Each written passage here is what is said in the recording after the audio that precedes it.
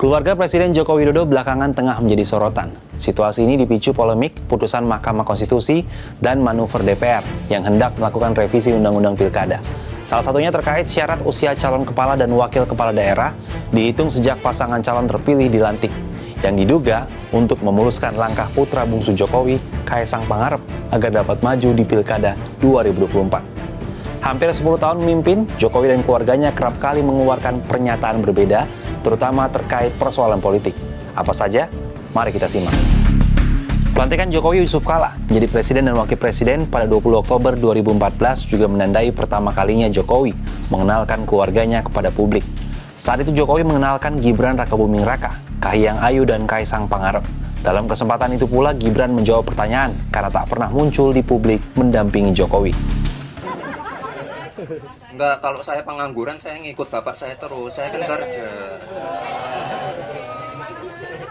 Kemarin kan di salah satu media itu saya dikatain anak haram toh karena nggak pernah ikut kampanye. Enggak, kalian ke Solo, kalian lihat aktivitas saya kayak apa. Orang sibuk, orang punya pekerjaan.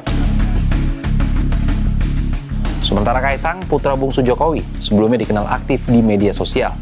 Kaisang bahkan pernah viral setelah unggahan di media sosial berjudul "Bapak Minta Proyek" pada 27 Mei 2017. Dalam videonya, Kaisang menyampaikan sindiran untuk orang-orang yang kerap meminta proyek kepada orang tua di pemerintahan. Halo, Bapak, Bu Kaisang mau minta proyek triliunan Bapak yang ada di pemerintah. Kaisang udah bosen sama YouTube, dapatnya uangnya kecil mulu. Kaisang minta ya Bapak ya. Opo tole, mau sukses sama kaya ya kerja keras toh. Mosok pengen penak etok. Sana ngurusin Markobar sana. Markobar itu bukan punya aku Bapak. Oh, bukan toh. Bukan Bapak, bukan. Emangnya masih zaman minta proyek sama orang tua yang di pemerintahan. Dasar deso. Ini kayaknya harus disensor, jadi kita ulang. Dasar ya, sekarang udah disensor, jadi lebih sopan. Malu dong sama embel-embel gelar yang kalian dapat dari kuliah. Apalagi kuliahnya di luar negeri. Balik ke Indonesia bukannya membangun Indonesia untuk lebih baik, malah ngehancurin. Dasar katanya mau berbakti buat nusa dan bangsa, tapi yang ada apa? Malah ngancurin semuanya. Bukan begini caranya untuk membangun Indonesia yang lebih baik. Bisa dibilang di masa pemerintahan Jokowi periode pertama, yakni 2014 hingga 2019, belum ada tanda-tanda keluarga Jokowi akan masuk ke dalam politik. Hal itu sempat disampaikan dalam wawancara khusus keluarga Jokowi dengan Najwa Shihab yang ditayangkan di YouTube Mata Najwa pada 13 Desember 2018. Sampai saat ini saya lihat Gibran enggak atau belum, nggak tahu ya. Kaisang juga tidak atau belum. Yang saya lihat ada malah Bobi kelihatannya. Ditodong sama Bapak. Nggak feeling aja, saya feeling aja. Namun di periode kedua pemerintahan Jokowi semuanya berubah. Saat ini, dua anak Jokowi yakni Gibran dan Kaisang serta menantunya Bobi Nasution justru aktif di kancah politik nasional. Langkah politik Gibran dimulai dengan menjadi wali kota Surakarta, sementara Bobi, sang menantu, menjadi wali kota Medan.